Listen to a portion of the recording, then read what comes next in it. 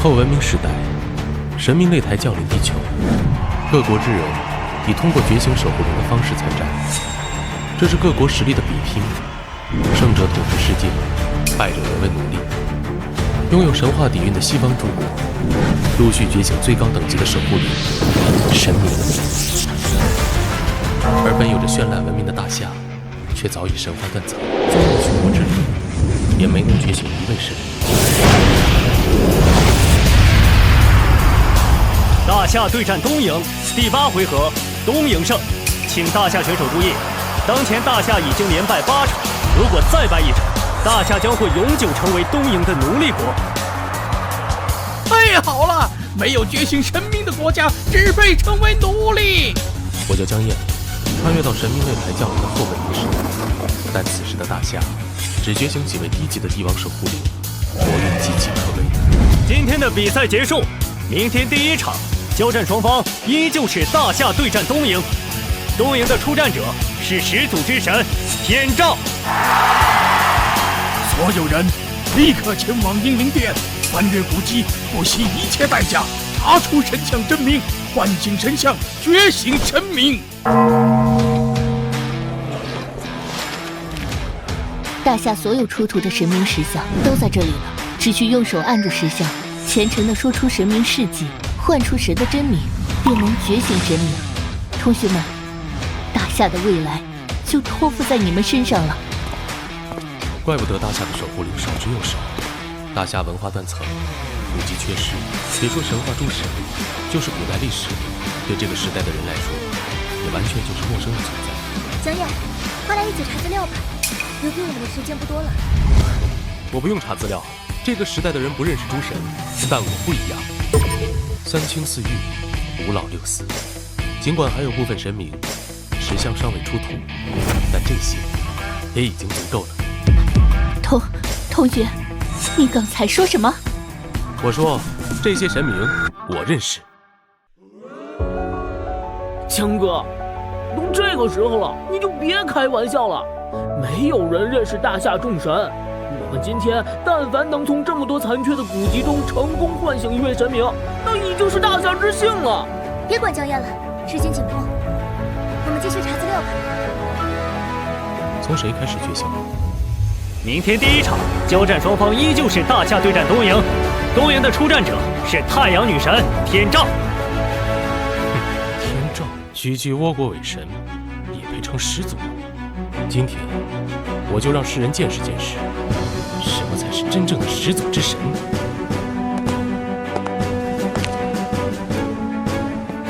江哥，你真要这么草率的换神啊？看好了，今天我要为大夏觉醒神明。书同文，车同轨，立先秦，率万仙征伐诸天神魔，将黑龙旗插遍9天10地，天下一统自他而始，后世奉其为祖龙。动了！这石像真的动了！这怎么可能？难道江友真的认识这位神明？高卧9天无忧事，胜负胜败称始皇。他就是大夏的始祖之神，大清仙庭之主，始皇嬴政。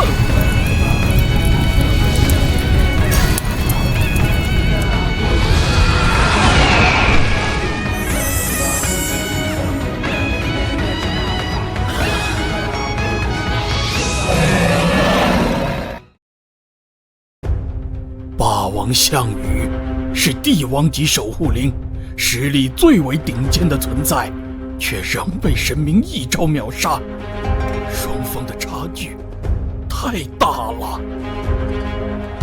可哪怕是帝王级的守护灵，大夏也已所剩无几。难道明天大夏真要沦为奴隶了吗？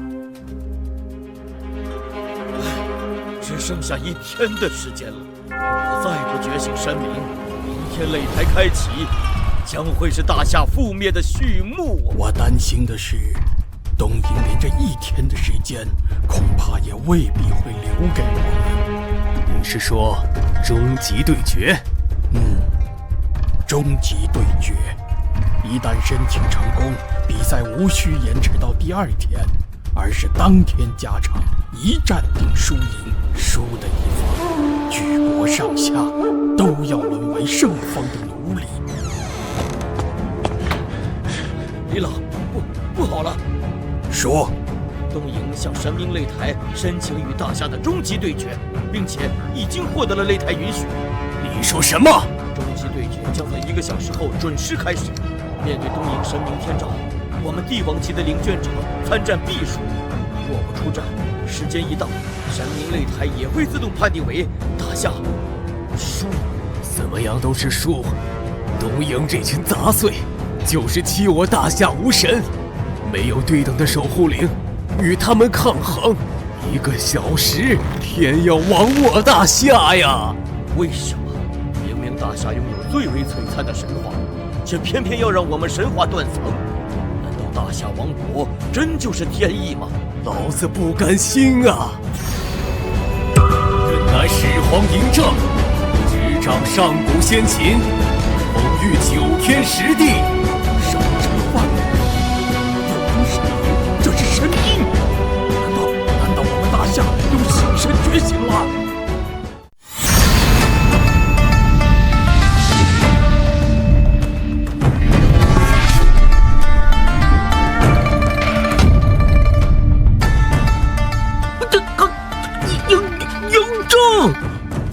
上古先秦之主，大夏的始祖之神，郑哥，你真的觉醒了一位神明？当然了，难不成这神明还能是假的？太好了，我大夏终于有神明觉醒了！大夏有神了，我们不用沦为奴隶了。可是，就算江哥觉醒神明，但大夏如今也只有一位神明。在神明擂台必然独木难支。是啊，国外神明众多，如果他们一起针对我们怎么办？不用担心，大夏的神话是全世界体系最完整的，哪怕其他国家众神加在一起，也比不了。一位神明无法对抗外国众神，我把大夏所有神明全部激活，不就行了？哎呦，强哥，你别开玩笑了，能激活始皇已经是天佑大夏了。你怎么可能认识所有神明啊？是啊，江爷，大夏记载神明的古籍全部缺失，你能觉醒一位神明已经是尽力了。就算在之后的神明擂台，始皇陛下抵挡不住博爱众神，致使大夏无幸，也没人会怪你。那我今天就从始皇开始，请大夏诸神全部回归。神明果然是新神觉醒，同学，你激活了这尊神明。这是管理大夏全体灵卷者的3位首长，这里的动静竟然惊动他们了。首长，学子江燕觉醒神明嬴政。哈哈哈哈！好小子，10年了，我大夏终于又有新神了，天不亡我大夏呀！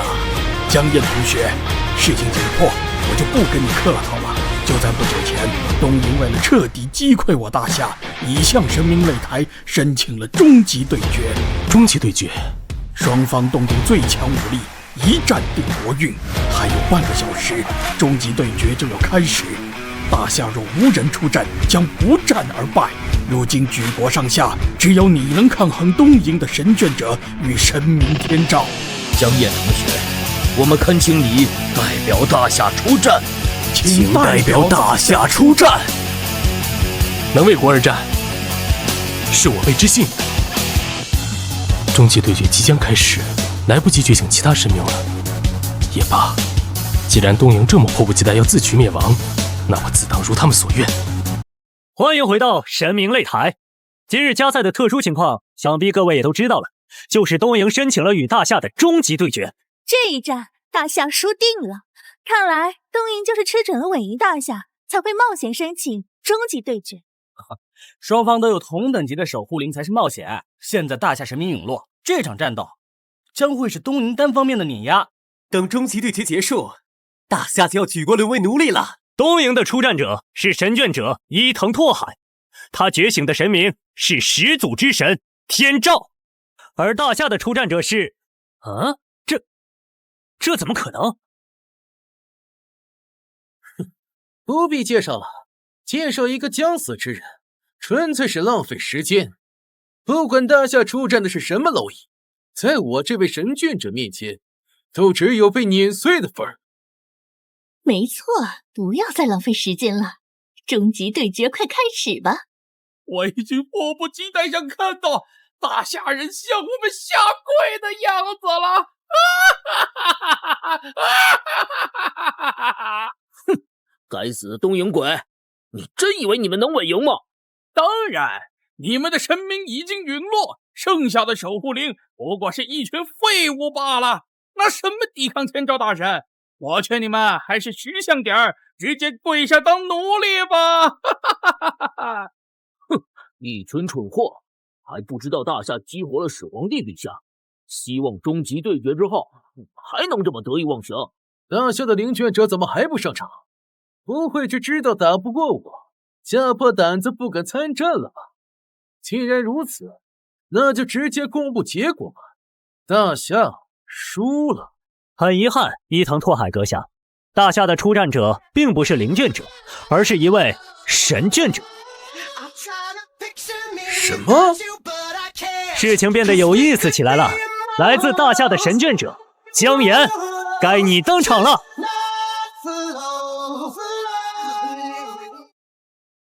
什么神眷者？这怎么可能？大夏不是无神吗？哪来的神眷者？什么意思？难道大夏故意隐藏了一位神明，为的就是引诱我们大东瀛主动申请终极对决？卑鄙！大夏太卑鄙了！卑鄙！我耻！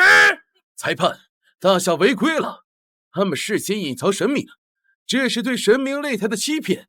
我要求立刻取消大夏参战的资格，判我们东瀛获胜。伊藤拓海阁下，这位大夏的神眷者是在擂台同意终极对决之后才完成觉醒的，一切都在规则之内。什么？这怎么可能？怎么，伊藤拓海阁下，你是在害怕吗？还是说你对你们东瀛最强的始祖之神天照大神没有信心？胡说八道！我怎么会怕？大夏区区一个刚觉醒的神明，也敢与我天照大神争辉？听从我的召唤，降临于此吧！东瀛至高无上的神明天照大人！是天照大神！天照大神降临了！看到了吗？该死的大夏人，这才是真正的神明！天照大神曾以一人之力击败过3个同级别的天主神明。哼，区区一个新神，实力能有多强？在天照大神的始祖神力之下，你们大夏的神不过是土鸡瓦狗，最终也只会化为灰烬。真神不出，什么臭鱼烂虾都敢自称始祖了？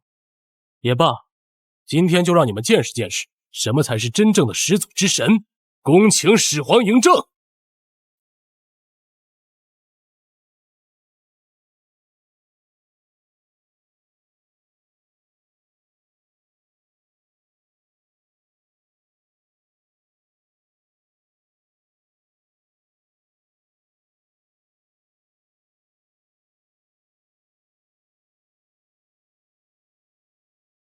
吾皇万岁！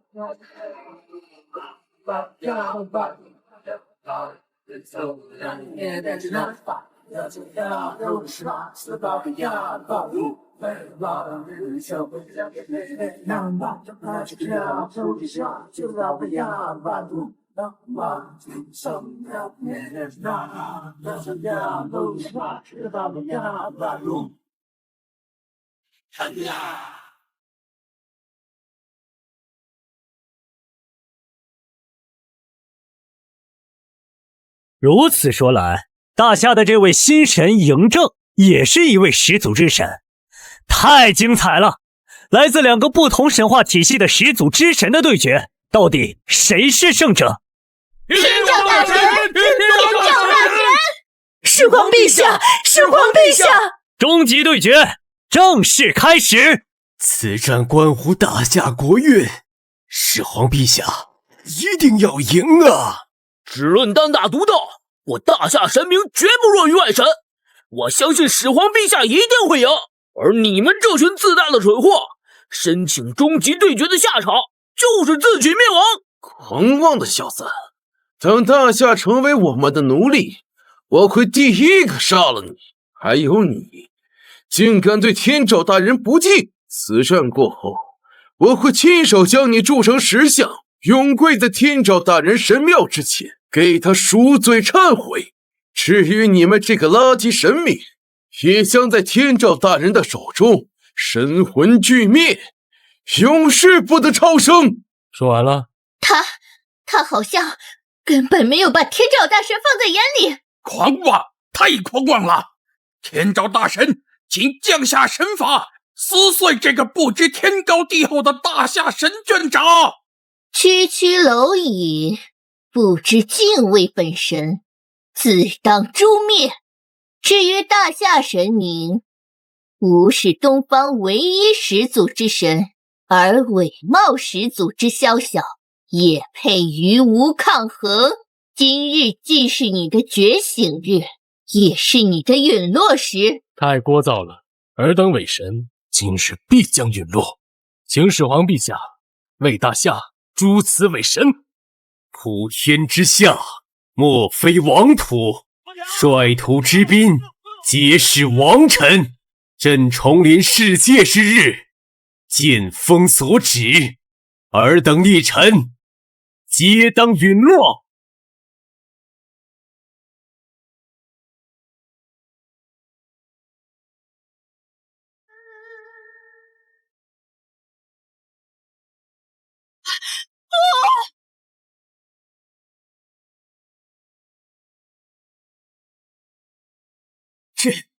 这股力量好强，我的灵魂都在颤抖。威压，这个威压，我感觉我的骨头都要碎了。这个名为嬴政的大夏神明，怎么那么可怕？大夏这个新觉醒的神明，为什么会这么强？天照大神能挡住吗？这可是终极对决，如果输了，我们东瀛就完了。哼，在人神并存的上古时代，部分神明发现凡人死后的魂灵之力可以让其快速提升神力，受够了枯燥修炼的他们，选择放弃人间战斗，让凡人自相残杀，沦为他们神力提升的养料。这个问世也就不是神明，而是魔。在神魔的操控之下，神州破碎，民不聊生。彼时在赵国当质子的嬴政，敏锐地发现人族战乱的根源。周王室衰败之后，人族战乱至今有四斗，但这不是人族的内斗，而是人与神之间的对抗。天下万民皆有自己的生存方式，绝不该沦为神魔的养料。吾乃嬴政，吾当终止这一切，为人族立命。为了拯救万民于水火，也为了让神魔永不敢插手人间事，嬴政以气入道，觉醒神力。他率领人族强者逆伐神魔，众神陨落之时，也是破碎的神州，在他手中一统之时，是大秦先庭。人神之战已了，大夏神州一统。自朕而始，此后神在天上，人居人间。朕唯愿后世皆可自主，人人如龙。神魔都曾在他剑锋之下陨落，区区天照又算得了什么？不可能，这一定是虚张声势。天照大神是东瀛最强之神，击败过3位同级神明，绝不可能输给一个大夏新神。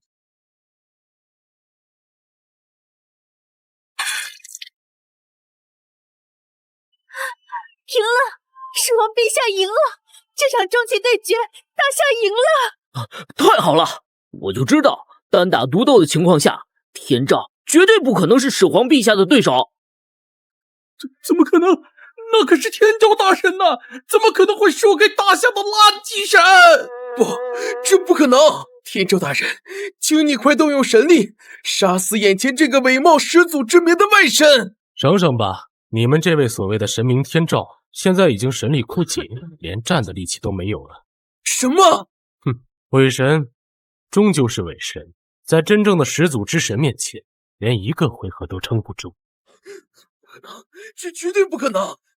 天照大神，您可是我们东瀛的至高神明，是全国上下的信仰啊！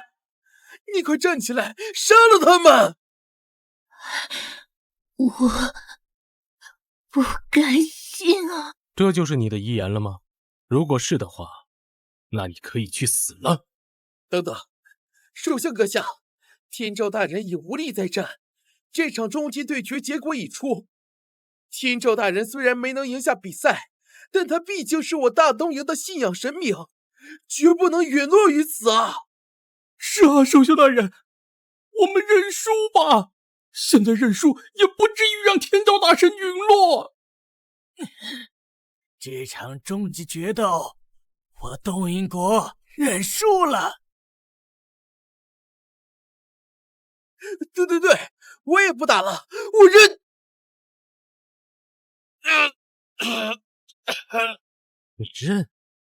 你认什么？好，我明白了，你肯定认为这场终极对决应该不死不休的，对吧？既然这样，那我就满足你。始皇陛下，动手吧。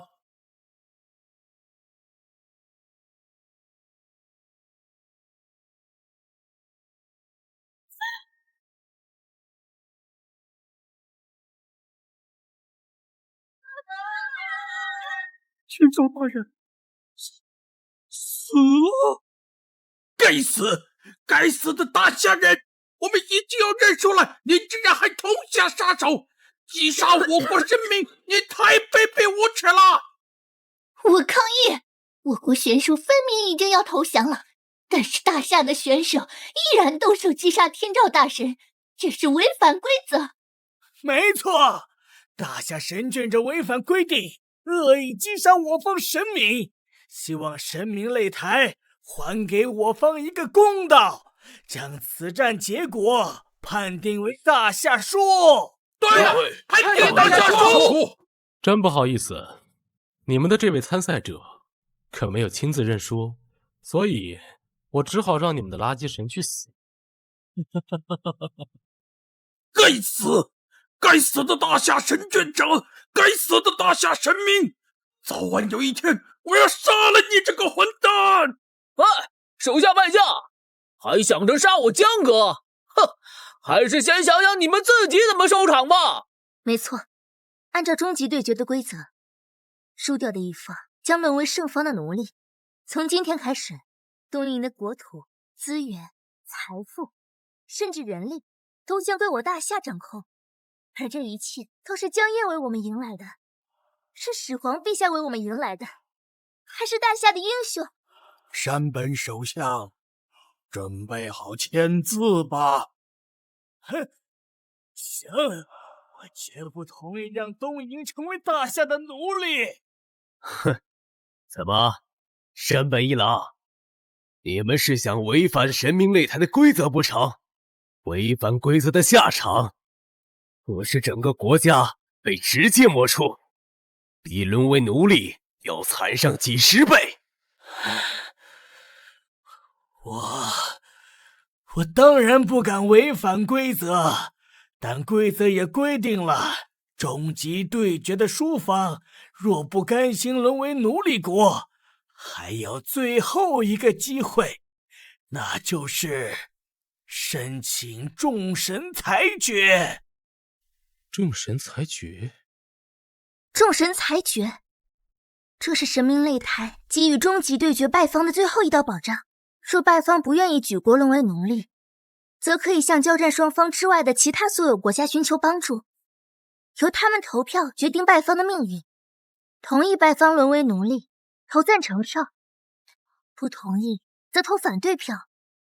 一国一票，少数服从多数。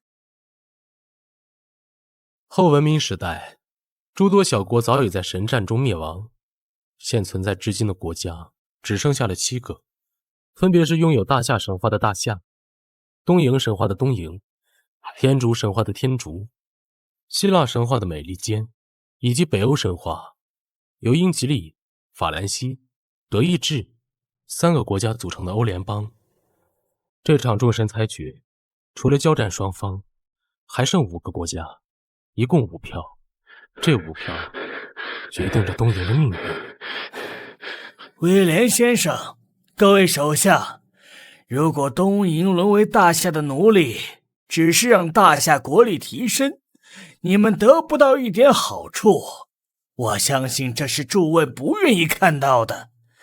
但如果你们愿意投反对票，避免东瀛沦为大夏的奴隶，我可以保证，愿将东瀛一半的国土、资源和人力交给5位掌管。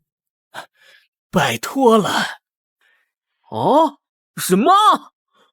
为了不成为我们的奴隶，转而去讨好其他国家？混蛋！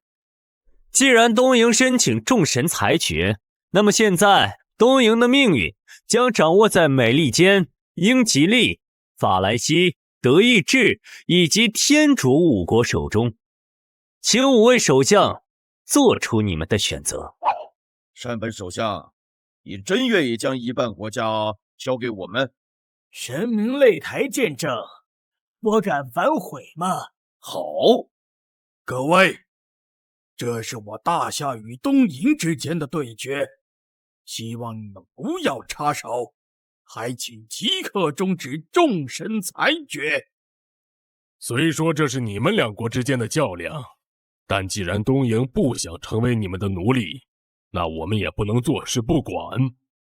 我拉姆代表天竺国，反对东瀛沦为奴隶。该死！我大夏差点就要沦为东瀛的奴隶，还好姜岩及时觉醒始皇陛下，才赢了这场国运之战。你凭什么反对？没错，这是我们押上国运赢来的，你们无权插手。国运？那是你们大夏的国运，跟我们有什么关系？我威廉代表美利坚投反对票。众神裁决已经有2张反对票了。东瀛到底是沦为奴隶国，还是继续独立，决定权在欧联邦的3位首相手中。3位首相先生，还请投赞成票，维持终极对决的公平公正。公正公平，只有弱者才会在乎这种东西，而我们是强者。我代表德意志投反对票。英吉利反对。法兰西反对。 5票反对，众神裁决结果成立。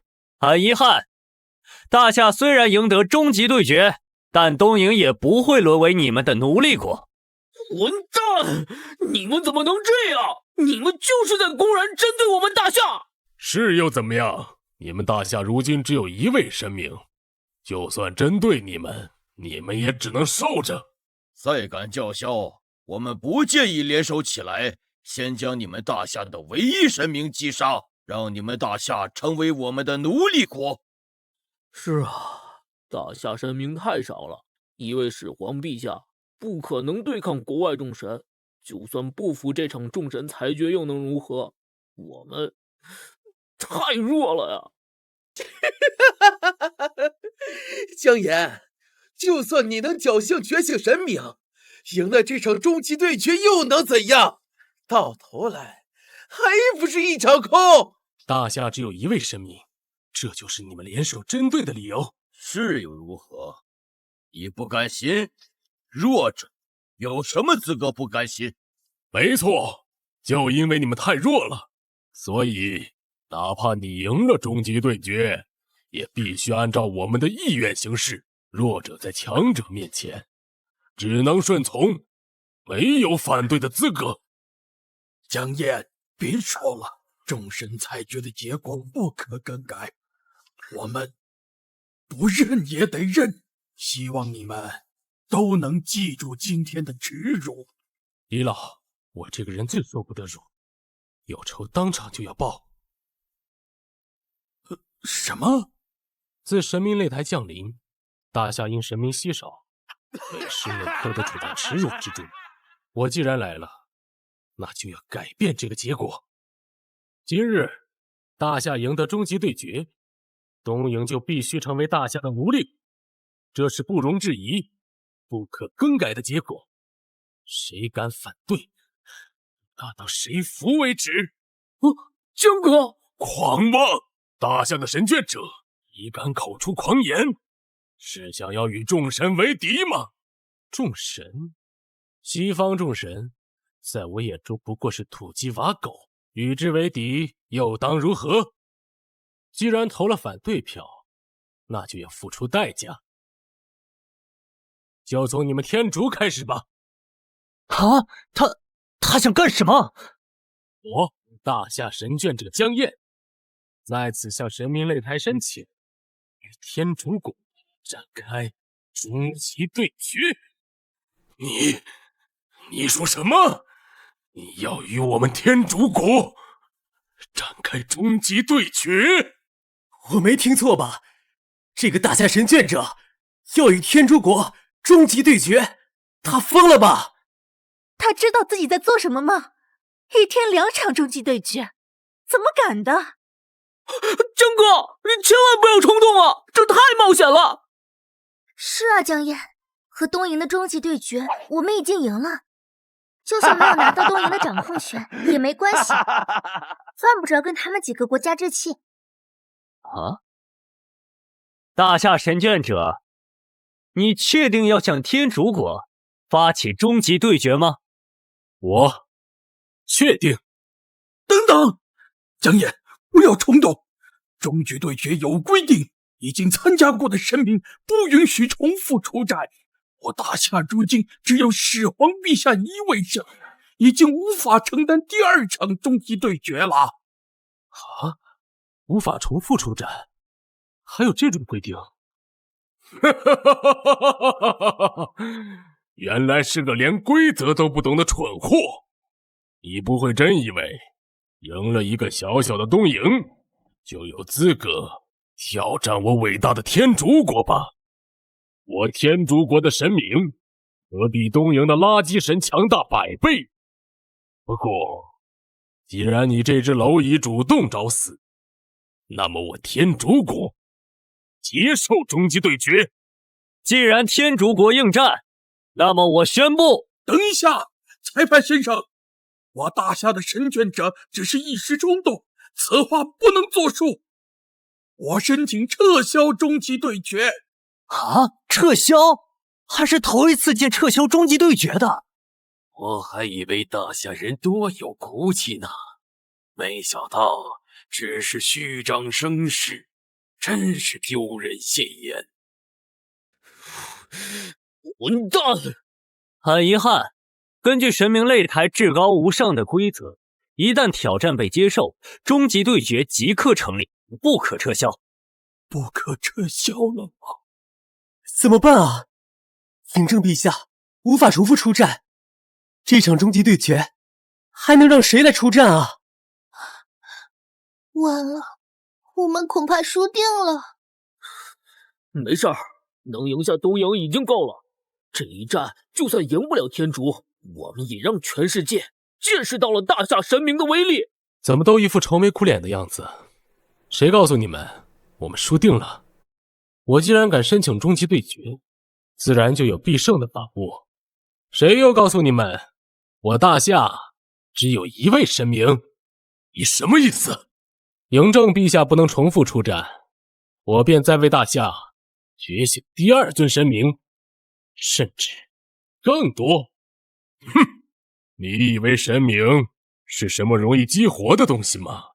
你想觉醒就觉醒，敢口出狂言，我倒要看看你怎么觉醒。这场终极对决，我天竺国的出战神明是我国神话中至高无上的创世之神梵天大神。那么终极对决成立，大夏对决天竺，双方将有1个小时的准备时间，1小时后对决正式开始。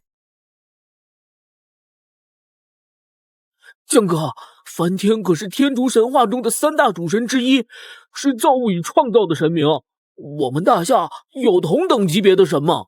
是啊，江烨，级别越高的神，激活程度肯定越难。你真的还认识第2位神明吗？江烨，你说你能为大夏觉醒第2位，甚至更多的神明。接下来，你打算激活哪一位对战梵天？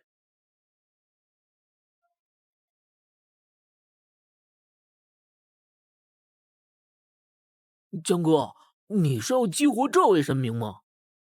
这好像是一只猴子，难道是动物修炼成神？真正的神明不都是人形态吗？这个猴子实力强吗？是啊，江哥，看这石像的排列位置，并不在神明的最前方，想来不是主神级别的。他能打得过天竺国的主神梵天吗？看来我有必要给你们科普一些知识了。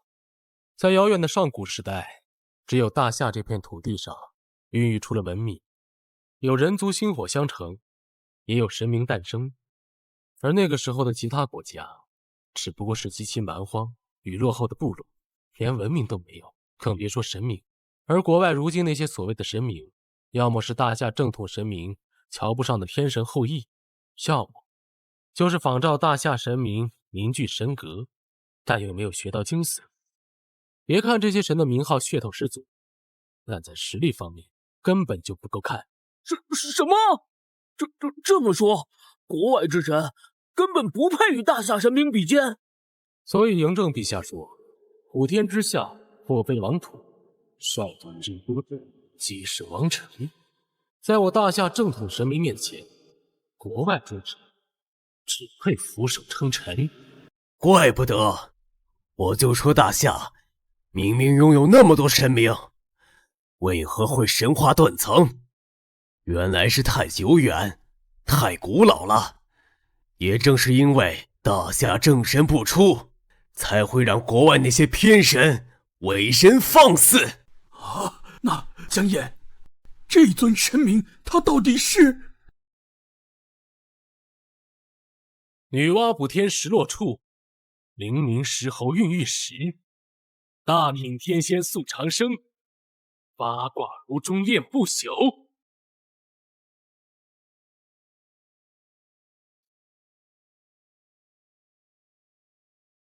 哦，动了！大夏的第3位神明要激活了！叫龙宫，闹天庭，脚踏满天神佛，自封齐天称大圣。你去乾坤四海问一问，吾乃历代驰名第1妖，他便是齐天大圣孙悟空。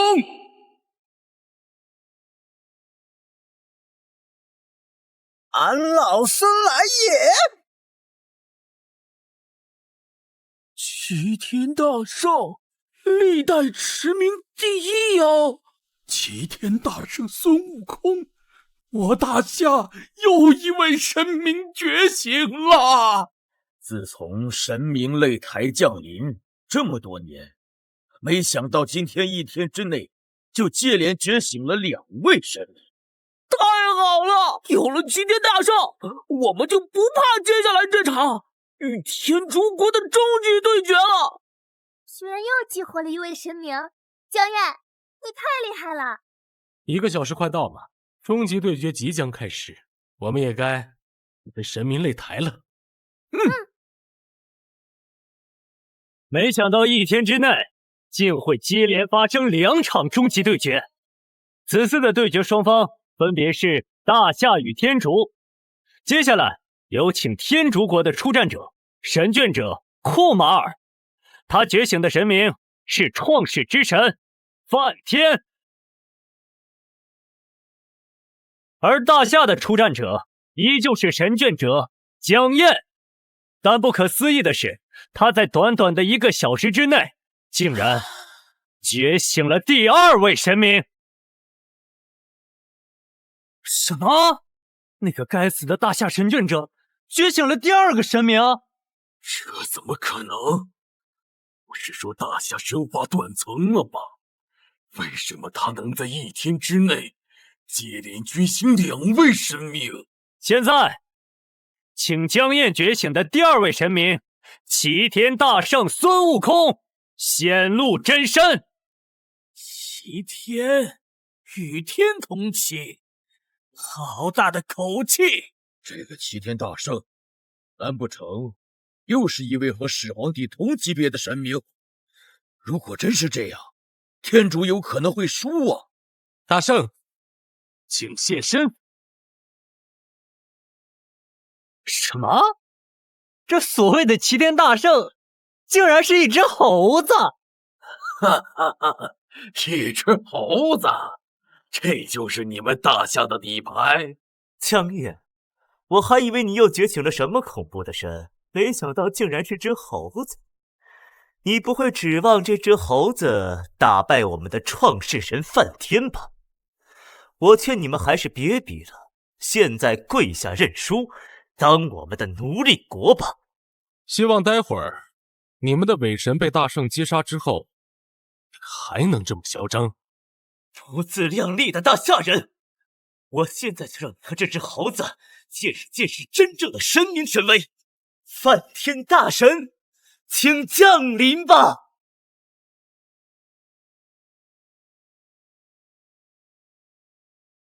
双方神明都已显化，终极对决现在开始。不自量力的大夏神眷者，今天就是你们神明的陨落之日。梵天大神，请斩杀对方神明，为我天竺赢下这场终极对决。区区凡人也配命运？吴方才想起一桩旧事，心情不佳，不愿战斗。我代表天竺国向大夏认输。什么？心情不佳，不愿战斗。我代表天竺国向大夏认输。什么？什么？梵天大神竟然认输了？这是什么情况？他怎么能对大夏认输？啊，这怎么回事啊？天竺国的神明这就认输了？该死，他们到底在耍什么花招？梵天大神，您在干什么？这可是终极对决，您作为天竺至高无上的创世神，怎么能主动认输？您是想让整个天竺国沦为大夏的奴隶国吗？成为奴隶就成为奴隶，天竺国那么多人，大夏要动用多少精力奴役他们？等把大夏人都累死了，自然就不会奴役他们了。什么？行了，废话少说。师婆呢？让她滚出来！本神刚刚想起一桩旧事，我曾经有4个头颅，就是被师婆那狗东西斩掉了1个。今天我可以不认输，但我要代表大夏出战，和师婆算一算当年的账。什么？天竺的神明要代表我们大夏出战？开什么玩笑！梵天大神和湿婆大神，他们都是我们天竺国的主神，怎么会有这种恩怨？梵天大神，您与湿婆大神的恩怨可以私下解决，但这里是神明擂台，不是解决私怨的地方。裁判先生，梵天大神主动认输，并非我天竺国的意志，因此不能算数。我们申请更换一位神明参加终极对决。这种情况确实是神明擂台头一次发生，不过按照擂台规则，在神明不愿意参战的情况下，其所属国确实有权利更换一位神明参战。你们要换成哪位神明？我们要换成天竺国的毁灭之神湿婆大神。我们要换成天竺国的毁灭之神湿婆大神。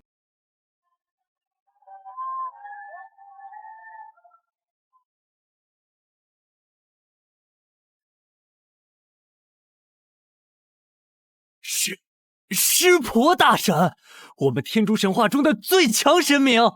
湿婆，哼，你这狗东西终于肯露面了，你还本神逃来！丢人现眼的东西，看不到这里是什么场合吗？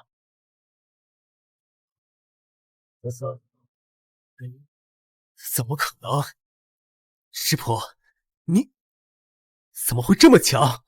若非之后还能用得到你，本神现在就把你斩了。滚回去。是，湿婆大人。阿米尔先生，你是我们天竺最强的神剑者，请您和湿婆大人代表天竺国击杀大夏的那只猴子。如果是面对梵天那个蠢货，大夏的神明或许还不会输得那么惨，但在本神面前，他们没有任何活下来的可能。一招，只需要一招，这只该死的猴子就会被本神击杀。哼，天竺国的神明一直是各大神话体系中吹得最厉害的，但真正的实力却偏偏是最弱的。你说什么？大圣，接下来就交给你了。天竺国欺我大夏无神，今日便让他们见识见识大夏神明的威力。好，交给俺老孙吧。俺老孙本来还想看着两个秃驴狗咬狗，没想到刚才那个这么不经打，没趣儿没趣儿。那秃驴待会儿可要使点劲儿，别给俺老孙挠痒痒。该死的猴子，敢不敬本神，找死！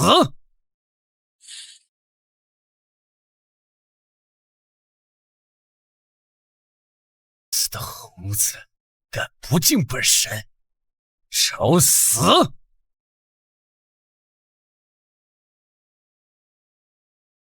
这就是湿婆大神的力量，足以毁灭一切的神力。没错，连梵天大神都挡不住湿婆大神的这一击，就更别说这只猴子了。我赌他一个回合都撑不住，这场终极对决，大夏国输定了。活该！谁让他们不知死活，还敢主动申请终极对决？你们输了，可不像我们东瀛那样会有其他国家帮助。你们输了，就要彻底沦为奴隶国了。放屁！我们大夏绝不可能输，我们大夏的神明也绝不可能败。没错，擂台上见真章了。哦，这就是你的力量，太弱了。什么？湿婆这一击竟然没伤到这只猴子分毫？怎么可能？难道这只猴子也是主神级别的神明？啊！竟然比梵天那个蠢货还要强！你的回合结束了，现在轮到俺老孙了。是俺老孙一棒！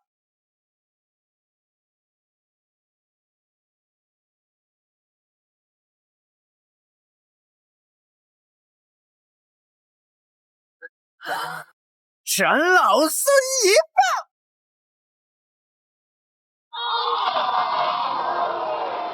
什么？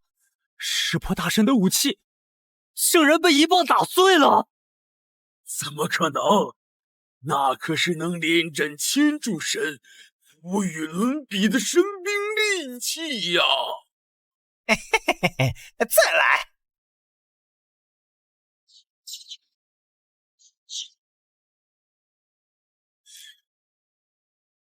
捡老孙2棒，竟然还能起来！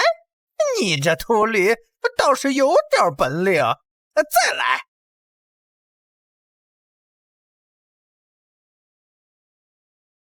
住！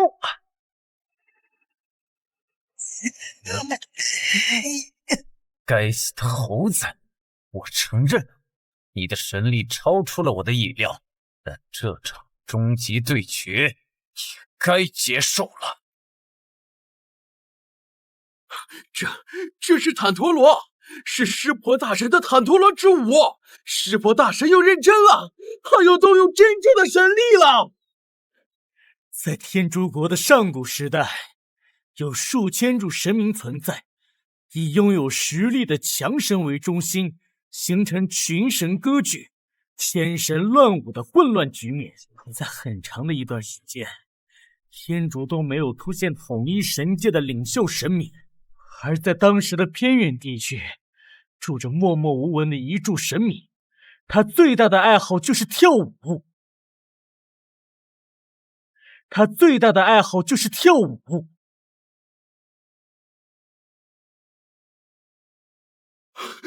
湿婆大神，阿修罗正在率领手下屠杀我们的部落，求求你，救救我们吧！什么？阿修罗？我知道了，我这就过去。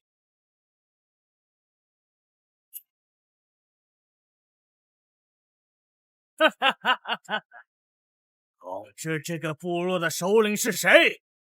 赶紧让他滚出来受死！我们的首领是毁灭之神湿婆大人。毁灭之神？哈哈哈哈哈哈！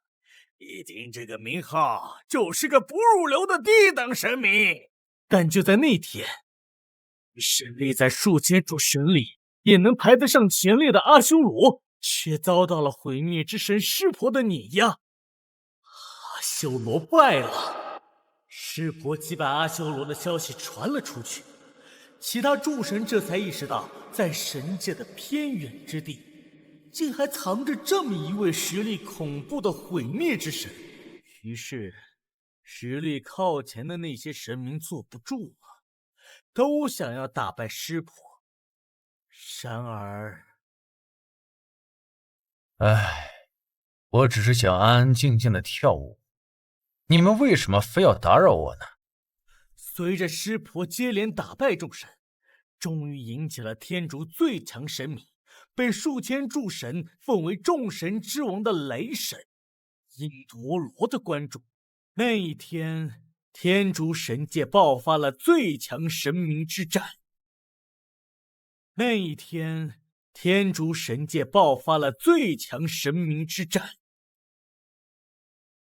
面对这位强大的众神之王，即便是湿婆，一开始已落了下风。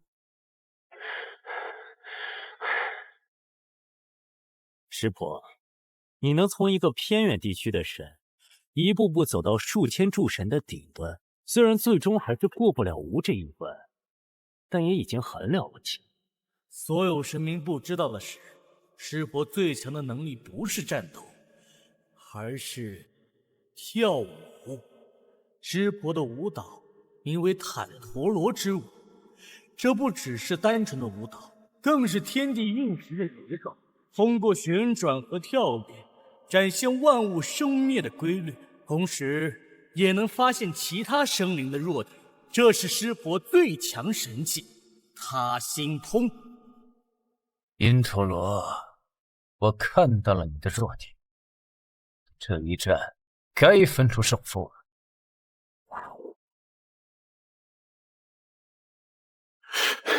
就这样，湿婆站在了众神的端。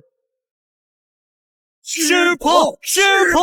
孙悟空，自我登顶数千柱神顶端之后，能让我在战斗中跳出坦陀罗之舞，你是第一个把本神逼到这种程度你足以自傲了。不过现在，我看到了你的弱点，或者说你的执念。执念。俺老孙自出世以来，下闯地府，上闹天宫，还从未有过什么执念，是吗？你倒是说说，俺老孙有什么执念？你的执念就是释迦，或者说如来。你的执念就是释迦，或者说如来。师婆，你敢在俺老孙面前提起这个名字？师婆，孙悟空，你再看看我是谁？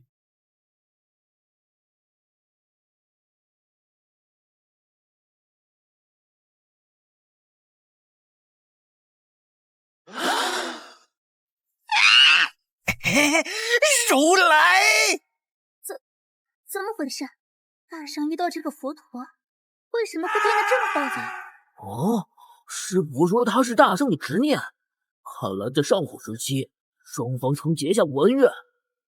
阿弥陀佛，你这泼妇，当年吾以万月之力，将你镇压在五行山下500年，不曾想仍未磨灭顽劣本性。既然如此，吾今日便彻底度化你。好强的威压，这就是创世主神的威力吗？糟了！这尊佛陀曾经镇压过大圣，如今被师婆抓到这一点，故气重施，大圣能挡住吗？不会再次落败吧？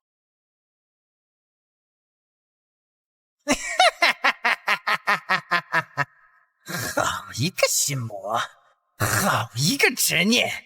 既然如此，俺老孙今日就亲手打碎这执念！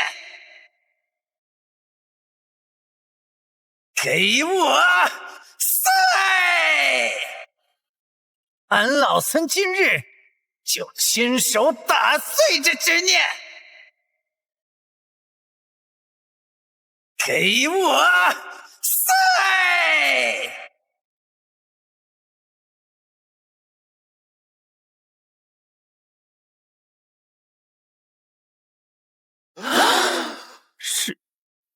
师婆大师败了？这怎么可能？我本天竺国的至高神，怎么可能败给一只猴子？不可能！我明明看到了你的弱点，你面对自己的心魔，怎么还能爆发出这种神力？心魔，执念，你不会真以为仅凭区区一个西方外神就能镇压齐天大圣了吧？当年大圣闹天宫，连败满天神魔，神力耗尽，这才被如来钻了空子。可即便如此，如来也废了一只手掌，并且在护减之后圆寂。如今大圣的神力重回巅峰，不管是如来还是师婆，在他面前都只是一个上不了台面的小小之辈。吾不干！我宣布，今日第2场终极对决，大夏对战天竺，大夏胜！赢了！又赢了！大圣击杀了师婆，我大夏的第2场终极对决赢了！太好了！没想到老子在1天之内2次亲眼见证大夏赢了终极对决，这要是放在以前，我连想都不敢想。现在我说，东瀛和天竺2个全都要成为大夏的奴国，谁赞成？谁反对？东瀛和天竺2个全都要成为大夏的。谁赞成？谁反对？该死！那个该死的大夏人，他竟敢这么挑衅我们！不知天高地厚的东西，在现存的神话体系中，除了大夏，就属东瀛和天竺的神明最弱。别以为赢了2场终极对决，就有资格挑战我们的神明了。废话少说，我在问你们，是赞成还是反对？咦，太嚣张了！这个江燕根本没把我们放在眼里。那就继续终极对决，狠狠给他一个教训。没错，我们的神明也该出场了，让这个该死的江燕知道，神明之间也是有差距的。终极对决吗？大夏已经连赢2场，势头正盛。这个时候倒也没必要冒险跟大夏展开终极对决。你在担心什么？每一位神明的激活都需要用无数古籍彼此印证，才能知晓神明真名。大夏神话断层严重，1天之内觉醒2位神明已经是他们的极限了。我不信他们还能觉醒第3位。没错。就算他们运气好，觉醒了第3位神明，又能如何？我们的北欧神系与希腊神系是举世公认的最强神系，难道还会怕他大夏的弱神？大夏一直都是弱国，就要有的觉悟，不要试图染指不该属于你们的东西。东瀛、天竺都不会成为大夏国，东瀛、天竺都不会成为大夏的奴隶国。这么说，英吉利依旧要反对了。没错。既然如此，那就废话少说，终极对决见吧。又一场终极对决，这已经是今天第3场了，也就意味着大夏必须要觉醒第4位神灵，才能有获胜的可能。江燕，你有把握吗？相信我。好，我大夏申请与英吉利展开终极对决！不知死活的东西，本来还想着让你们多活一段时间。既然你们着急找死，那我就成全你们。我代表英吉利接受对决。我宣布，终极对决成立。对决双方分别是大夏与英吉利。穆勒首相，你们的出战者是哪位神明？我们英吉利的出战神明是北欧神话最强的神明之一，掌管雷霆与结束的神明雷神索尔。那么大夏的出战神明又是谁呢？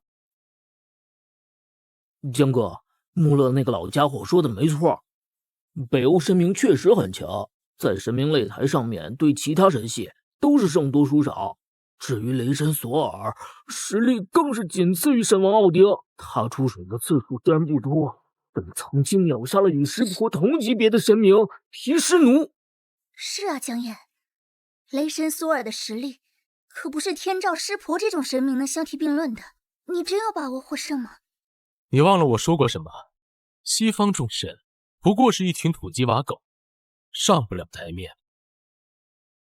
江燕，你今天已经为大夏创造了2次奇迹，你敢申请第3场终极对决，说明你心中有数。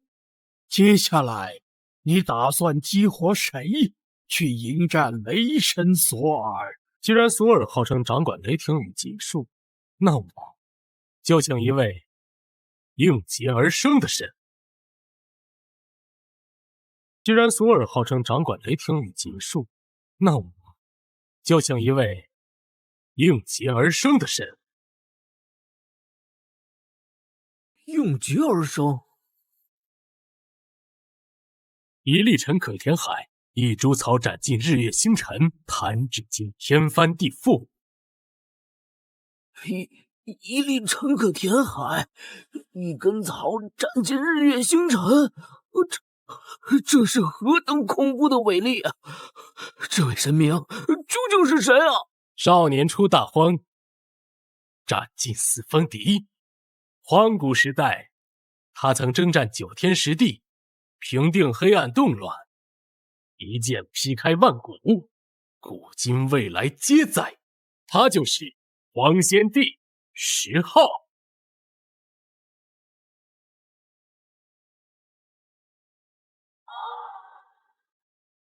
在，我一直都在。今天的第3场终极对决即将开始，有请英吉利的出战者神卷者加图索，他觉醒的神明是雷神索尔。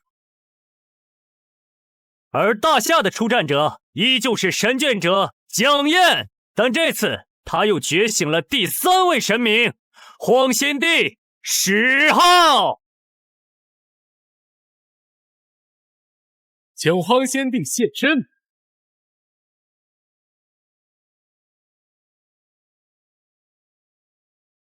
请黄仙帝现身。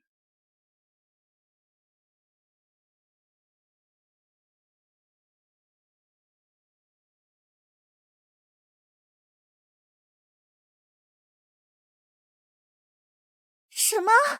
黄仙帝10号？真让他又觉醒了一位神明。看这位黄仙帝的气势，完全不弱于之前的嬴政和孙悟空。这个江燕到底是什么人？为什么认识那么多的大夏神明？黄仙帝嘛，有点意思。不过，在我们的北欧神明面前，你们大夏的神也终究只是低等神。索尔大人，请降临吧。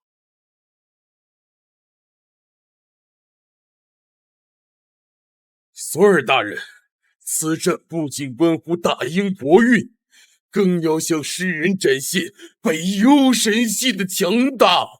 你一定要胜啊！第3场终极对决现在开始。来自大夏的弱神，若不是在神明擂台上，你连成为我对手的资格都没有。这场对决，我只出一锤，若你能接下不死，再主动跪地认输，我可以饶你一命。哼，凡人，你在笑什么？我笑你无知。你可知站在你面前的是谁？他天生至尊，出生时便被挖去至尊骨，少年时期经历7神下界，边荒之战后身中谪仙咒，依旧活了下来。镇压黑暗会，又扎到上方之上。诡异高原的几位始祖一起出手，都杀不死他。区区一个外神，竟然妄言击杀荒仙帝，真是天大的笑话！哇，我的天！被挖至尊骨，7神下界，战斗上苍！这究竟是何等波澜壮阔的一生啊！这才是我们大夏的神明，于逆境中崛起，战至终章，一生不败；于逆境中崛起，战至终章，一生不败。哈哈哈哈哈哈！没人能杀死他，那只能说明他的对手都太弱了。但在这个时代，不真奥丁不出，我索尔便是无敌之神，在我的雷电之中化为尘埃吧！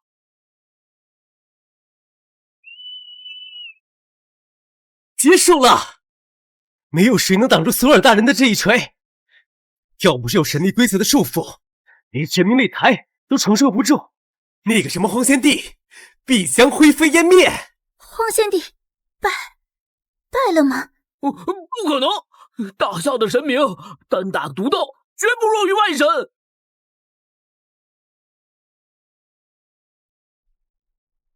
你号称是掌管雷电与劫数的神，但你的力量让我有些失望。不可能！这是我近乎全力的一击，你怎么可能毫发无伤？这是我近乎全力的一击，你怎么可能毫发无伤？你太高看你自己了。且不说荒仙帝本就是应劫而生，万法不侵，他更是曾修炼雷帝宝术，在雷池之中沐浴，就连天道之劫都奈何不了他。你这点雷电之力又算得了什么？即便是神明，也抵挡不住天劫的力量。咱大夏的荒仙帝却能沐浴天劫，这怎么可能？假的，一定是假的！我不信！大夏的弱神，就算吹嘘的再厉害，也绝不可能是我的对手。我要你死！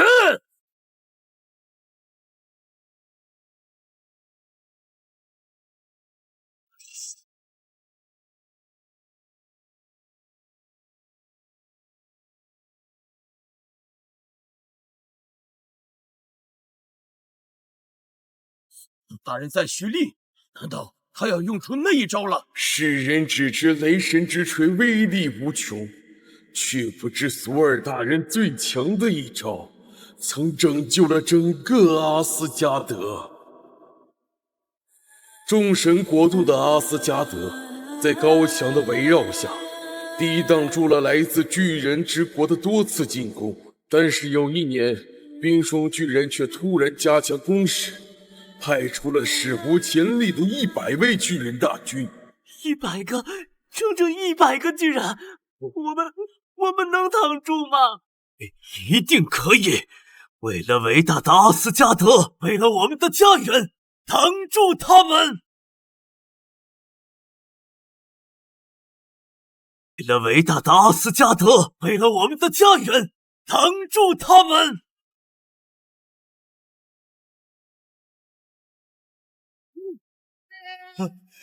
该死的冰霜巨人！谁要攻击我们的家园？谁来救救我们呀？难道今天阿斯加德真要灭亡了吗？索尔殿下，快躲起来！巨人们已经攻进来了！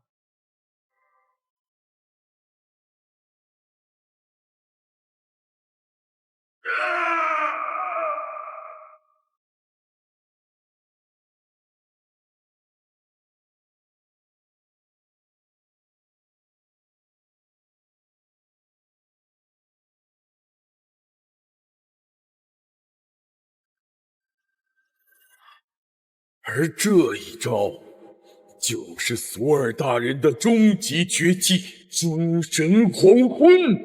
索尔，索尔！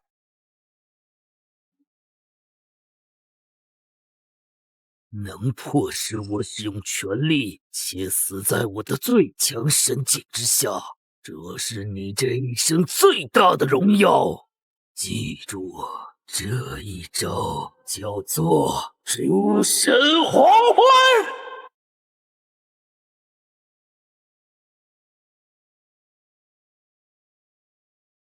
记住，这一招叫做诸神黄昏。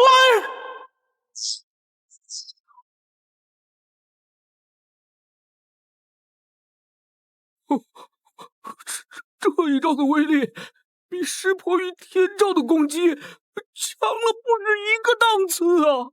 黄仙帝，他能挡得住吗？啊，挡住？别做梦了！在诸神黄昏面前，一切都将化为飞灰。真是可惜呀！本来还想多看一会儿，没想到这么快就要结束了。哼！乖乖等死吧，大夏人！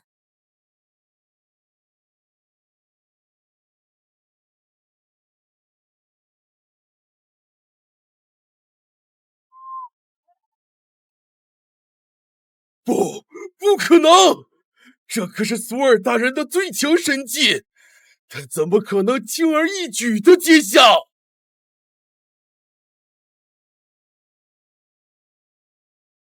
这就是你的权利？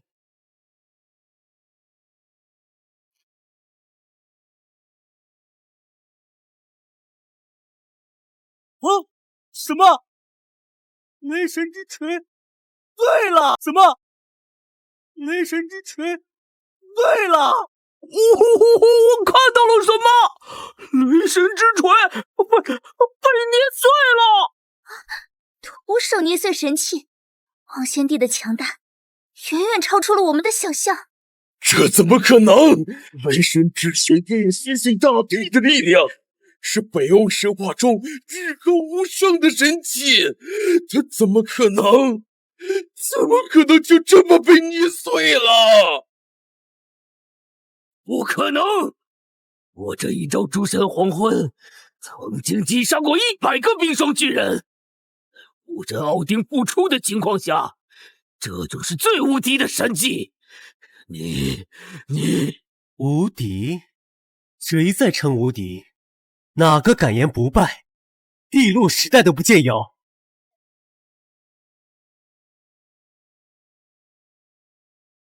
好可怕的气势！还有帝洛时代，那究竟是怎样一个时代？我大夏在上古年间究竟有多辉煌？自我杀上诡异高原，与那几位联手镇杀诡异始祖，彻底荡平黑暗动乱，茫茫万古岁月，再也没遇到过势均力敌的对手。本以为今日在神明擂台，我可以尽兴一战，但你的实力让我很失望。你说什么？我可以尽兴一战，但你的实力让我很失望。他竟然说索尔大人太弱了，混蛋！毫无疑问，方仙帝的一生是极其的璀璨与辉煌。尽管他出生遭劫，被族中至亲挖去至尊骨，但天生至尊怎么轻易埋没？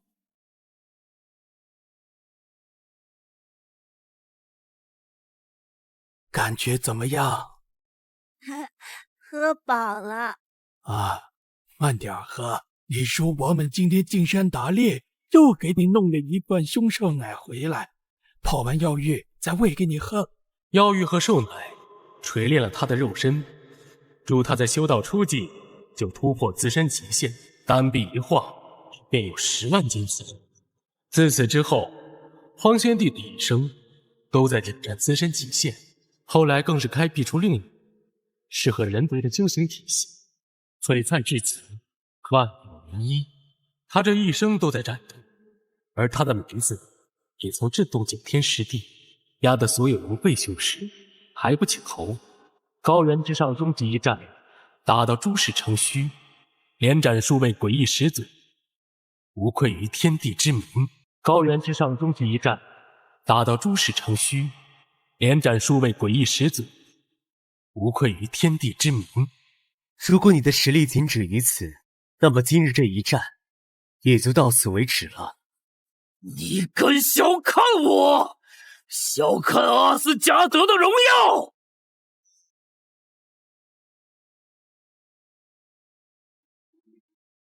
你是掌管雷霆与劫数的神，可曾想过有朝一日，你自身也会遭劫？今日我便让你在雷霆之中应劫。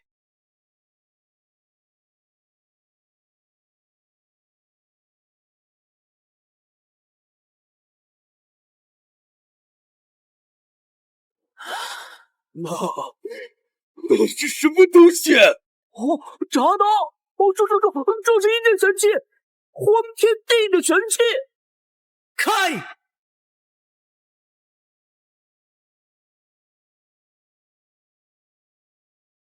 好强大的压迫，即便是索尔大人的雷神之锤，也没有这么强大的压迫感。我感觉我的灵魂快要被这股杀气撕碎了，这口铡刀太恐怖了。哇，这满天浓郁的杀气，简直是要凝成实质了！这口铡刀绝对不是什么普通的神器，确实不是普通神器，因为这是斩仙铡刀。确实不是普通神器，因为这是斩仙铡刀。斩仙铡刀，这斩仙铡刀是天道意志的显化，承载着无穷无尽的杀戮之道。铡刀之下，斩的是阴骨，灭的是神魂。自古以来，被他铡掉的神明数不胜数。斩仙，连仙神都能斩杀。今天轮到你们北欧的神了。这不可能！索尔大人可是神明之躯，不死不灭，不管什么神器都伤不了他分毫。去！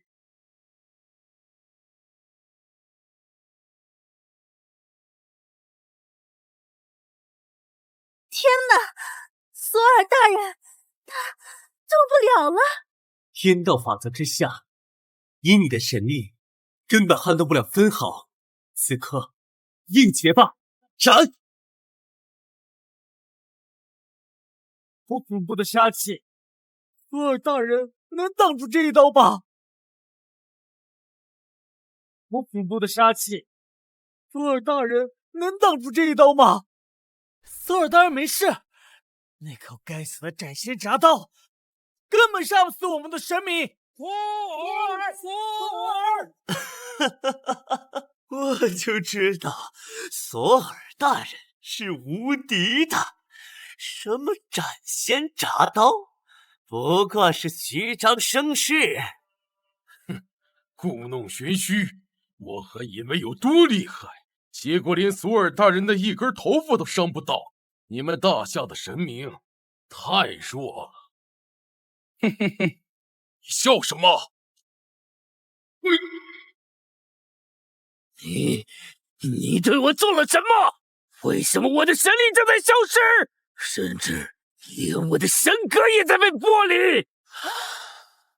什么？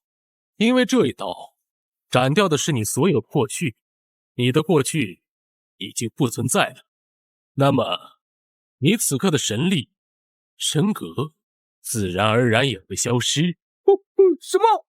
这口斩仙铡刀并非直接给对手的身体造成伤害，而是直接斩掉过往，将一个人的过去直接抹除吗？这口斩仙铡刀是雷神之锤运中只会动用蛮力的神器，简直强了千倍万倍。斩仙铡刀是雷神之锤运中只会动用蛮力的神器，简直强了千倍万倍。你竟然将我的过去全部斩掉了！不止，再斩！这一刀斩你未来，一个不存在于过去，也没有未来的神，不过是无根之萍。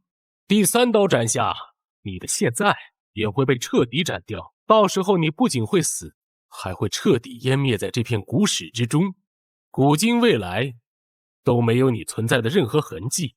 纵然诸神降临，也无法追本溯源，将你复活。不，放开我！别挣扎了，遇见荒是你的命数，也是你的结束。方献帝，结束吧。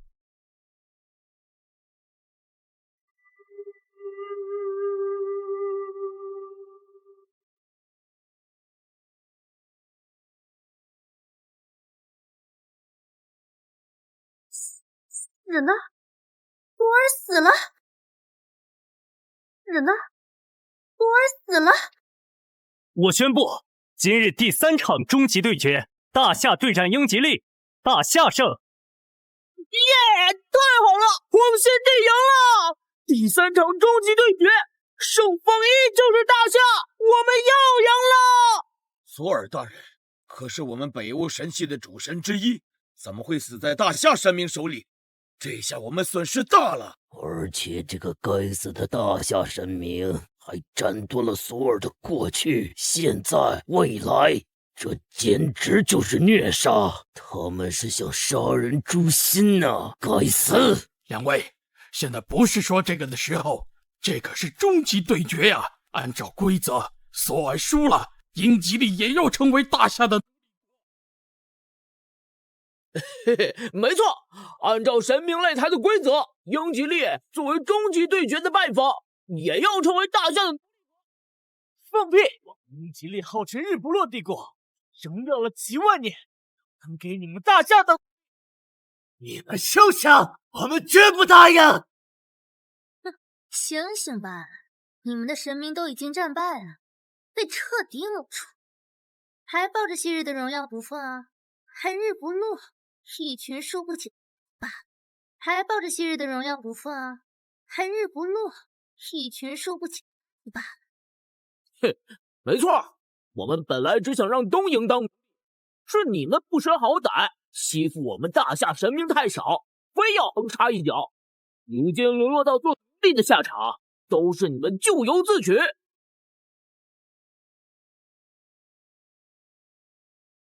那么现在，英吉利成为大夏奴，谁赞成？谁反对？两位，我们三国一体，连神系都是共用的。一旦英吉利成为奴隶国，你们两国的实力也会被大大削弱。话是这么说，但大夏展现出来的实力实在不容小觑。如果我们依旧投反对票，这个该死的江燕必然要对我们两国发起终极对决。他已经连胜3场，我们谁敢保证剩下的神明中能稳赢大夏神明？都怪那个该死的山本一郎！要不是为了替他出头，我们欧联邦何至于沦落到这种地步？主要是谁能想到，大夏竟然能接二连三的觉醒神明？这个该死的江燕到底是什么来头？大夏竟然能接二连三的觉醒神明？这个该死的江燕到底是什么来头？现在说这些都晚了，事到如今，我们能退一步了。神权者江燕，我们可以不再插手大夏的事，也可以赞成东瀛和天竺两国成为大夏的。什么？韩四阁下刚才可是说好的。你给我闭嘴！江燕，我们可以不干预大夏，但这也是有条件的。英吉利不能成为你们的独立国。第3场终极对决，结果直接作废，如何？我没听错吧？英联邦居然赞成了！他们竟然有向大夏妥协的一天。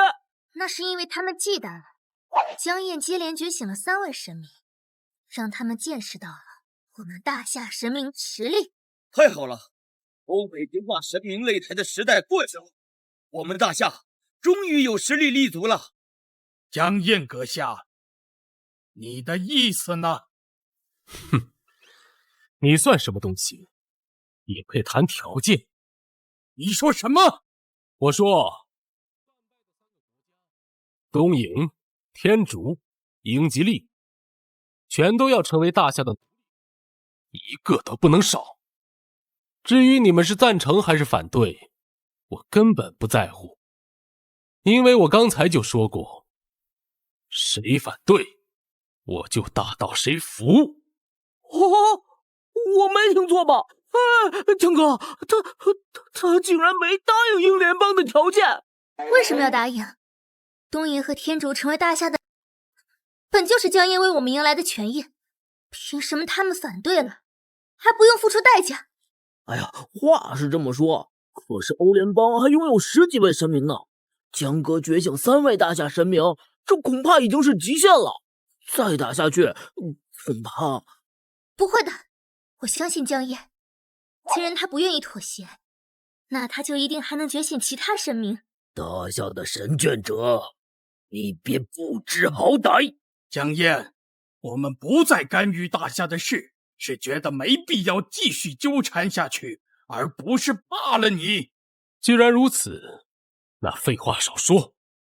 这一次，我申请与法兰西展开终极对决。哈恩斯先生，大夏神眷者江燕向你们发起终极对决，你们是否应战？该死！怕什么？答应他就是了。江燕太邪门了，我不敢保证他会不会再激活一位大夏神明。我不敢保证他会不会再激活一位大夏神明。万一这一战我们也输了，那就真麻烦了。不用担心，听我的。我有一个绝对能赢大夏的办法。什么办法？向神明擂台提出条件，双方只能派出女性神明参战。你们法兰西拥有北欧最强的女神明女神海拉，至于大夏，他们的英灵殿中，可是连一座女神像都没有。也就是说，一旦神明擂台答应这个条件，而大夏又不能觉醒女性神明，这一战我们赢定了。没错。可是，神明擂台没有这个规则吧？他们会答应这种条件吗？一定会的。裁判先生，我可以代表法兰西帝国答应江燕发起的终极对决。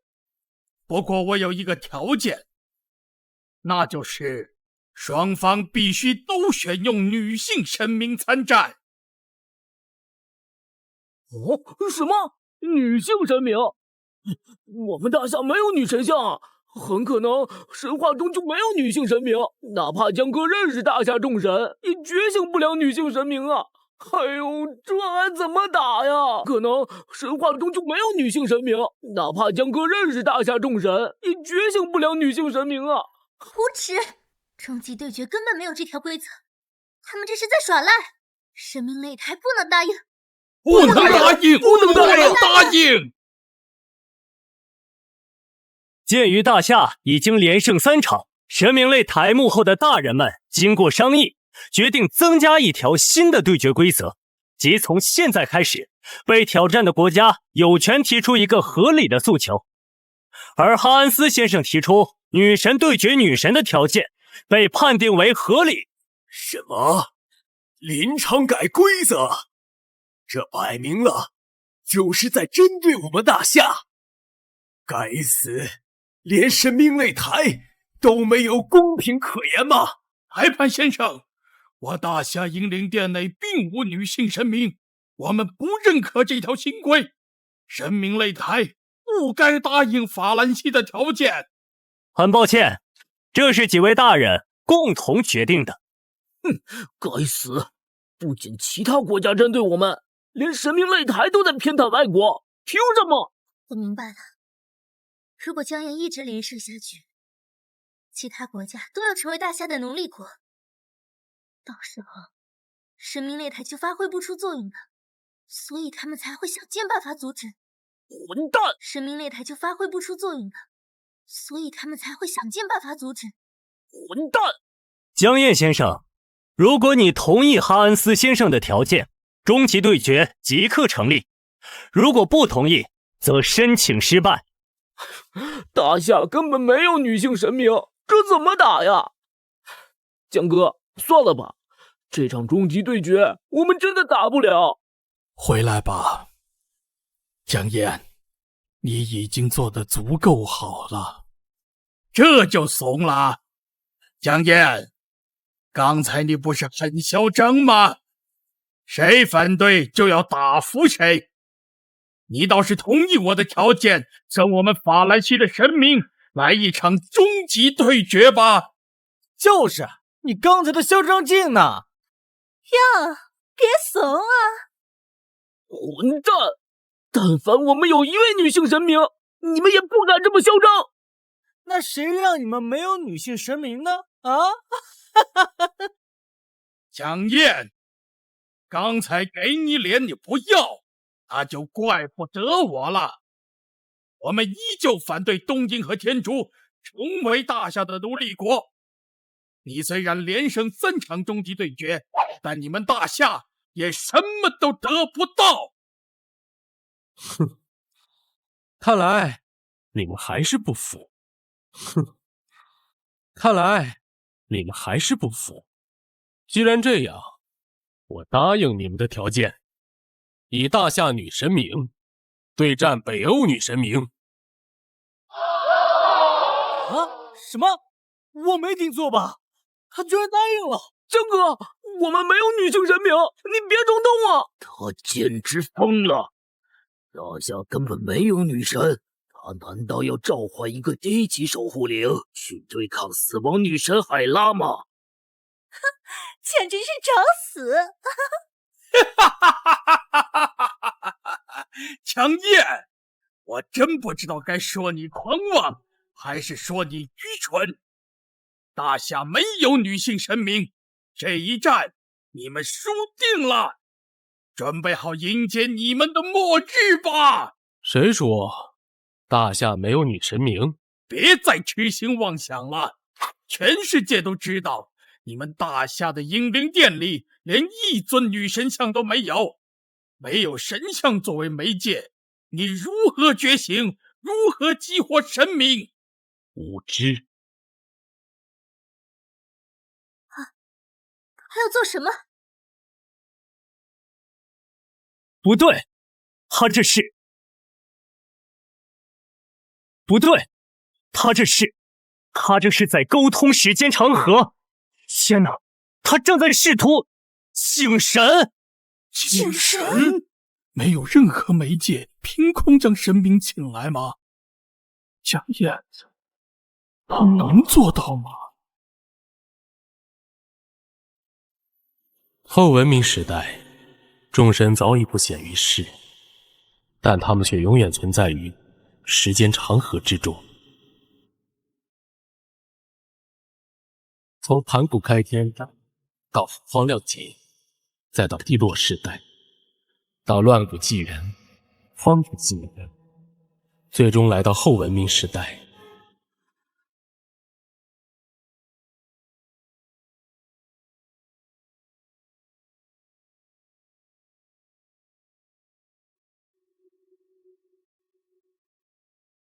纪元更迭，时代变迁，但神是不死不灭的，他们能够感知整条时间长河，无需媒介，只要有人说出他们的事迹，唤出他们的真名，他们就能横跨万古岁月，降临此世。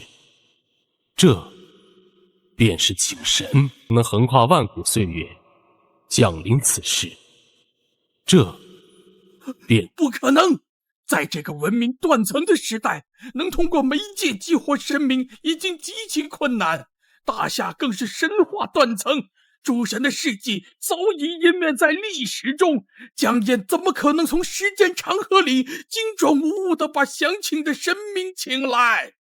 那你看好了，这一战，我要请的大夏神明是史上最精彩绝艳的大地。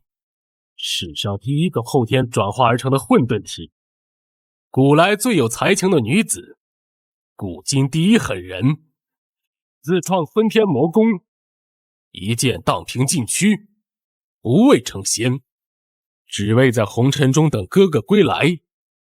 狠人女帝，楠楠。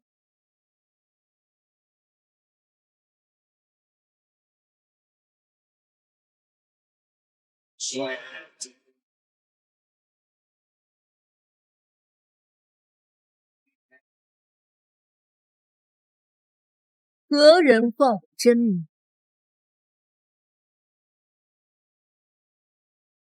何人唤我真名？狠人女帝！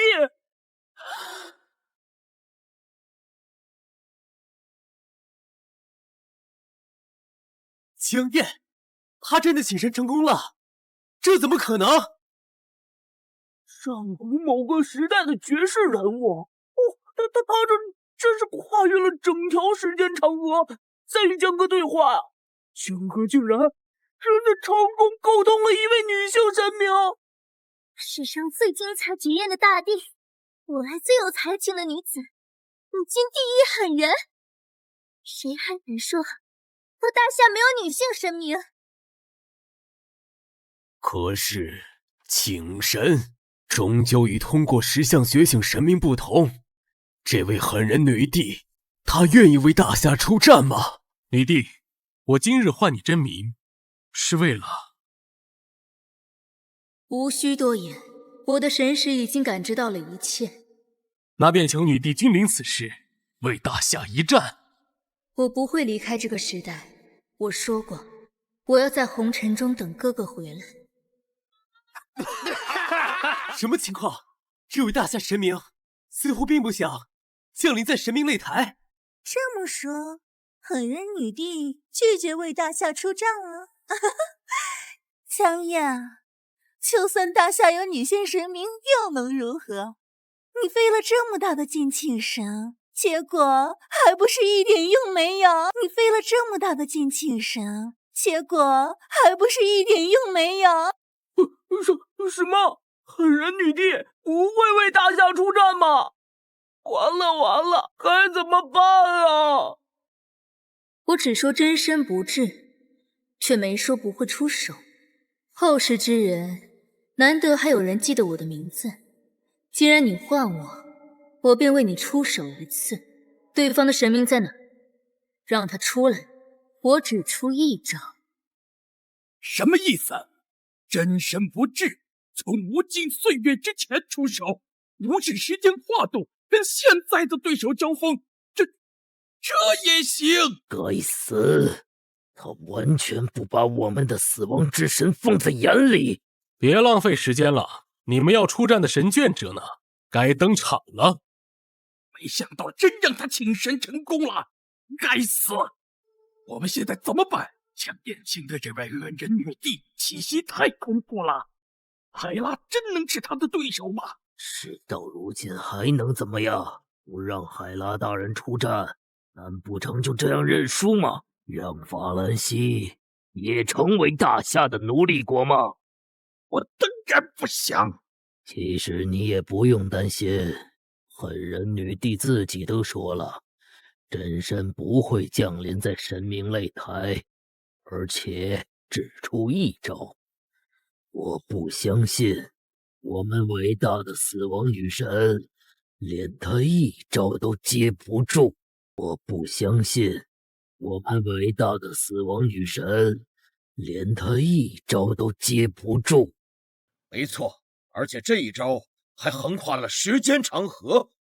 哪怕他神力无敌，但攻击从古代降临到现在，还能有几成威力啊？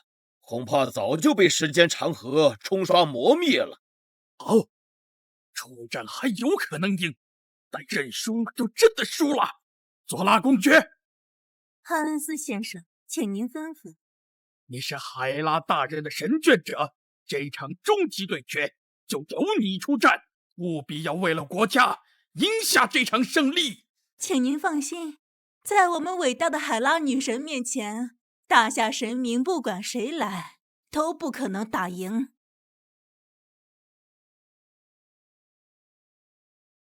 伟大的死亡女神，请您降临吧！裁判先生，快宣布对决开始吧！我已经迫不及待的想看到大夏落败了。江燕先生，在对决正式开始之前，我必须要提醒你，女帝的攻击横跨时间长河，威力必将严重削减。你确定不尝试说服她降临现世吗？是啊，江哥。虽然我们大夏的神明战斗力都是众神中最顶尖的存在，但是横跨时间长河战斗会不会有点拖大了呀？要不还是稳妥一点，请狠人女帝来神明擂台。要不还是稳妥一点，请狠人女帝来神明擂台。何须女帝真身降临？哪怕她身在荒古，需承受着时间之力的消磨，她一样无敌世间。斩杀北欧这个所谓的死亡之神，也不过是弹指之间。这个该死的江燕，他竟然不把海拉大人放在眼里。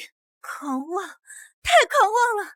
在北欧众神里，就算是神王奥丁，也不敢说出这么狂妄的话。我倒要看看，所谓的史上第一女帝怎么弹指之间杀死我。江燕，你最好祈祷他的神力真有你说的这么强大，否则你们大夏就输定了。既然双方都已准备好，第4场终极对决现在开始。海拉大人，大夏的神明有些邪门，您一定要接下狠人女帝一招。你是觉得本神连接他一招的资格都没有。不敢，不敢。江燕，你大夏的神明怎么还不出手？该不会是见到我们海拉大人就怕了吧？怕，请女帝出手。一念花开，君临天下。请女帝出手。一念花开，君临天下。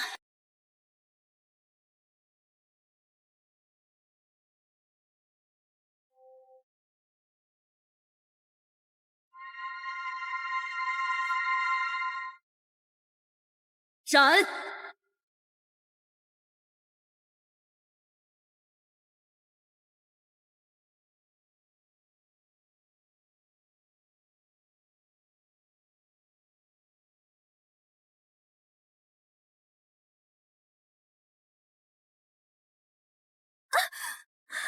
好恐怖的神力，我的灵魂都在颤抖。怎么可能？这已经横跨时间长河，降临现世，为什么还有这么恐怖的威能？一念花开，君临天下，这不就是史上第一大帝的实力吗？太可怕了！怪不得狠人女帝这么自信，只出一招，在这种恐怖的神力之下，海拉绝对挡不住，会被当场斩杀。这不可能！海拉大人一定能抵挡住，他不会死的，因为他自己就是掌控死亡的神明。在众神国度阿斯加德中，流传着一个古老的预言：当一个名为海拉的孩子出现，他会毁灭天神，颠覆阿斯加德的统治。当一个名为海拉的孩子出现，他会毁灭天神，颠覆阿斯加德的统治。因此，当海拉诞生之后，便被众神之主奥丁放逐到冰冷之暗海冥界。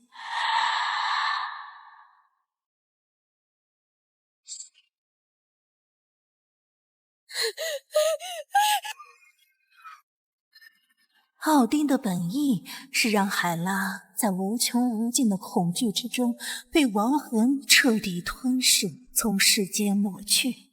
然而，神明就是神明，他生来就是死亡的主宰，又怎会被低级的亡灵杀死？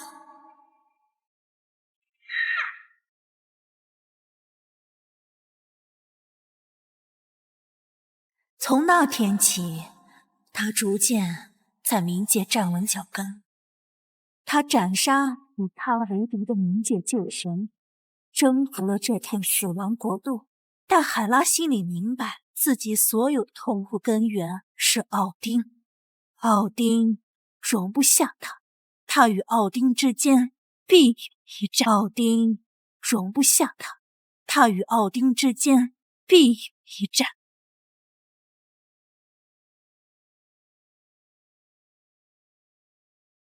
当末日之战降临，海拉杀进阿斯加德，动用所有神力与奥丁战至两败俱伤。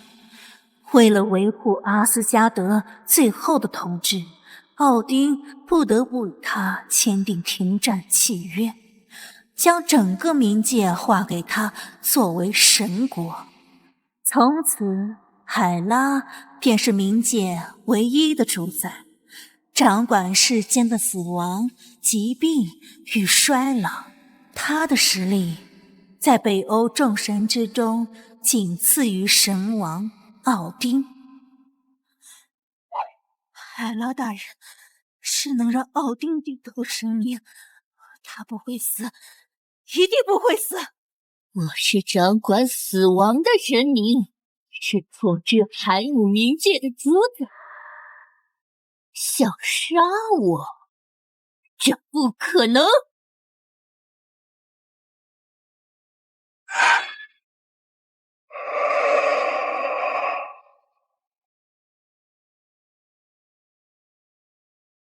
太可怕了！两位女性神明之间的战斗，威力丝毫不弱于之前的任何一场。狠人女帝只出一招，这一击落下就要分出胜负了。看海拉爆发出来的神力，不愧是北欧众神实力排名最前列的存在。狠人女帝能赢吗？